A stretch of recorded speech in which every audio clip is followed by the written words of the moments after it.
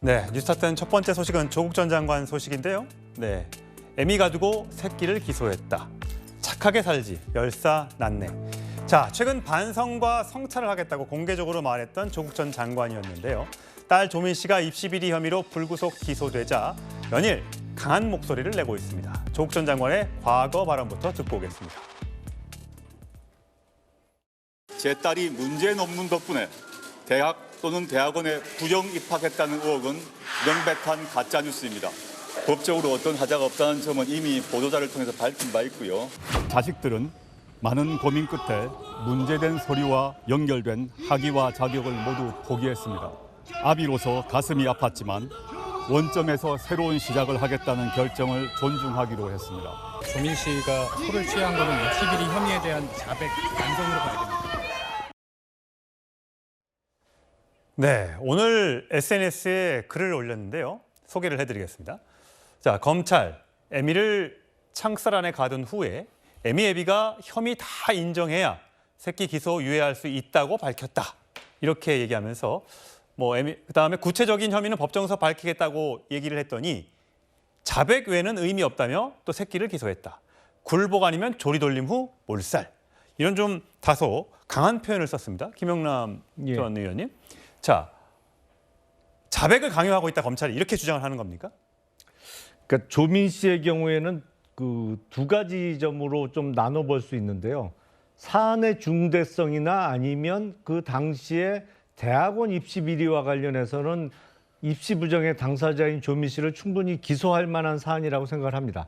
다만 기소하는 시기가 너무 늦었다는 것이죠. 하려면 진작에 했어야 되고 오래전에 할 수 있는 상황이었거든요. 증거 확보도 다 됐고 이미 공범에 대한 기소 내지는 재판이 진행된 상태였기 때문에 이걸 시간을 너무 끌다가 기소한 거는 제가 봐도 적절해 보이지 않습니다. 그러다 보니까 조국 전 장관 측의 반발이 거센 것으로 보이는데 다만 한 번 정도 심정을 토로하는 건 이해를 할 수 있는데 거듭 이렇게 나오면 반성하겠다는 모습이 조민 씨에 대한 기소유예를 받아내기 위한 일종의 전략적인 반성의 모습을 보인 것밖에 안 되는 거잖아요. 진정한 반성을 했다고 볼 수 없기 때문에 조국 전 장관 측도 좀 톤다운하는 필요가 있지 않을까 싶습니다. 최 변호사님, 여기 보면 정경심 전 교수를 창살 안에 가둔 후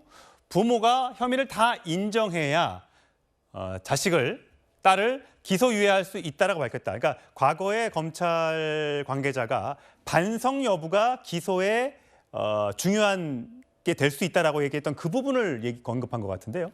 그렇습니다. 사실 지금 현재의 형법 형사소송법에 보면은 검찰은 그 형법 51조의 양형에 관한 기준을 종합적으로 고려해서 기소할 수도 기소하지 않을 수도 있다라는 이른바 기소 편의주의를 기저를 하고 있습니다. 그런데 말씀드렸듯이 그 기준이 되는 형법 51조에 보면은 범행 후의 정상, 범행에 대해서 어떤 자백하는지 아니면 그거에 대해서 정말 부인하는지 아니면 전체 어떤 죄가 중한지 경한지 이런 부분을 평가를 합니다. 그런데 저는 검찰이 이렇게 인정하면 새끼를 유예할 수 있다라고 했는데 저는 제가 과문해서인지 모르겠습니다만 검찰은 그렇게 얘기한 적이 없는 것 같습니다.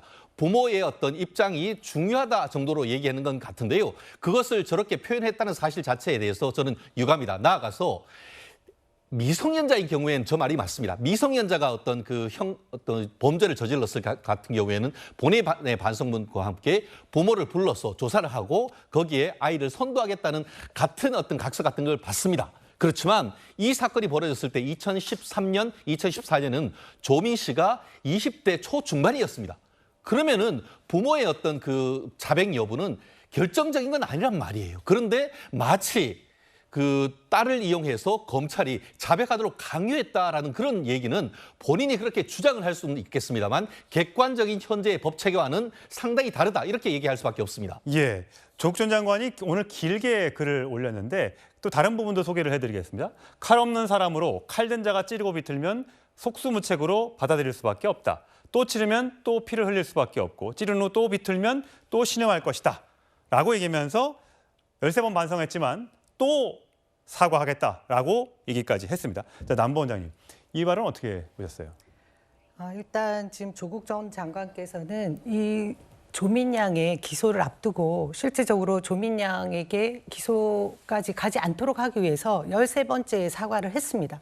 검찰이 바랐던 것이 부모의 태도이다라고 해서 옥에 있는 정경심 교수까지 입장문을 발표했거든요.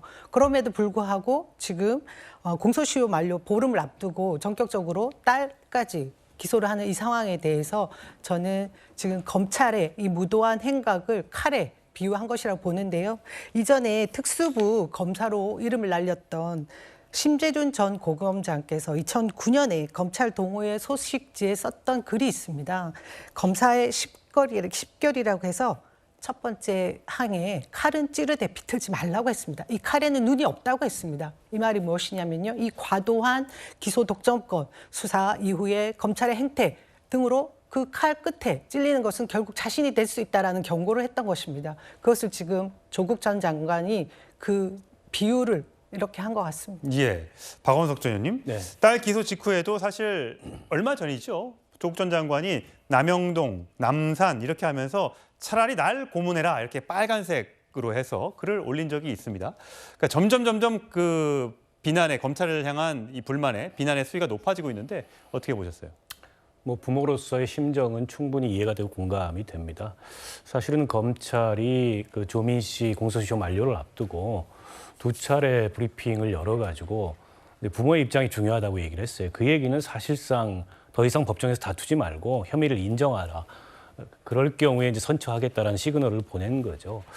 조민 씨나 혹은 또 조민 씨의 동생인 조국 전 장관의 아들이나 논란이 됐던 그런 이제 그 자격이나 학력을 다 포기했지 않습니까? 그리고 그에 대해서 이제 사과의 입장을 밝혔음에도 불구하고 당사자의 그 혐의나 혹은 당사자의 정상 참작 사유만 검토하면 될 텐데 그걸 다 연좌시켜가지고 가족 전체의 뭐 반성이나 가족 전체의 말하자면 굴복을 요구하는 듯한 모습에 대해서 조국 전 장관이 화가 많이 난 것 같아요. 그러나 이제 어차피 기소는 됐고 또 법정에서 다퉈야 되는 거고 조국 전 장관도 뭐 비유나 이런 것들이 좀 지나친 점들은 조금 이제 여론이나 이런 걸 고려했을 때 제가 보기에 자제하는 게 좋다고 보고요. 특히 뭐 남산이나 남영동 끌고 가서 고문해라. 그다음 그 시대에 남산이나 남영동 끌려갔던 당사자들도 있거든요. 예. 그런 당사자들 입장에서 보기에는 조금 받아들이기 어려운 그런 비유일 수 있기 때문에 그런 점을 좀 유의했으면 좋겠다라는 생각이 들고요.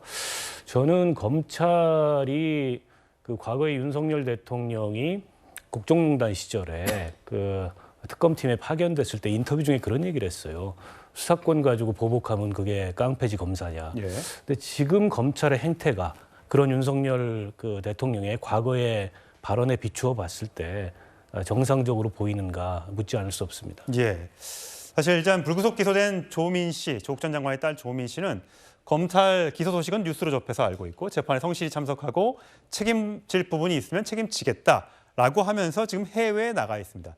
사실 보통 사람이라면 이렇게 기소가 되면 또 많이 긴장하고 또 여러 가지 또 준비할 게 많은데 하여튼 당당하게 여러 가지 SNS 활동을 계속하고 있고요. 저는 사진들을 올리면서 나 건재하다 이런 모습을 좀 과시하고 싶은 것인지 아니면 저 나이 때 또 저런 친구들의 저런 모습을 보여주고 있는 것인지 모르겠습니다만 저런 모습도 여러 가지 이제 조민 씨의 모습들을 볼 때 조용히 이제 있다면 그러니까 조국 전 장관의 아들은 지금 좀 조용히 있는 편이잖아요. 딸은 열심히 활동을 하고 있는 편이고 이런 부분들이 혹시 검찰의 불구속 기소에 영향을 미쳤다고 볼 수 있을까요?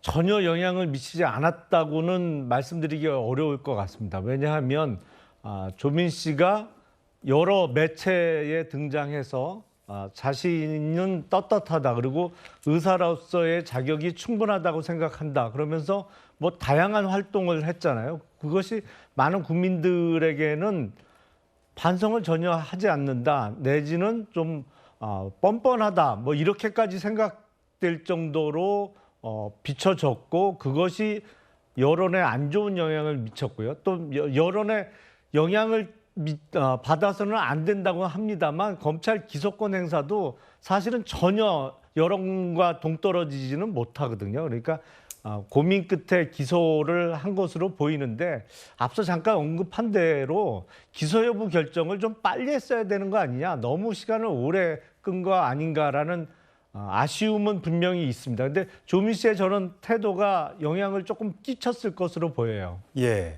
사실 이렇게 조국 전 장관의 얘기가 나오면서 민주당 의원들 중에 일부는 이렇게 조국 전 장관을 좀 옹호하는 목소리를 내고 있습니다. 정청래 최고위원 같은 경우는 조국 일가가 조선시대 사화라도 일으켰나, 왜 멸문지화를 시키려고 하느냐, 이렇게 비판을 했고, 최강욱 의원도 창자가 끊어지는 아픔이다라는 또 글을 올리기도 했습니다.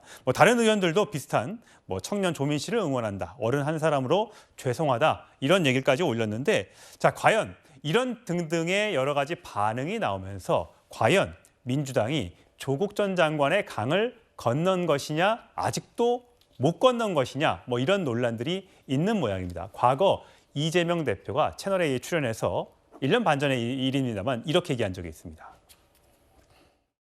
안 걷는 건 아니고 못 걷는 거죠. 저는 건너보려고 하는데 상당히 강폭이 넓은 것 같습니다. 누가 이렇게 잡고 있습니까, 도대체? 잡는 건 아니고 예.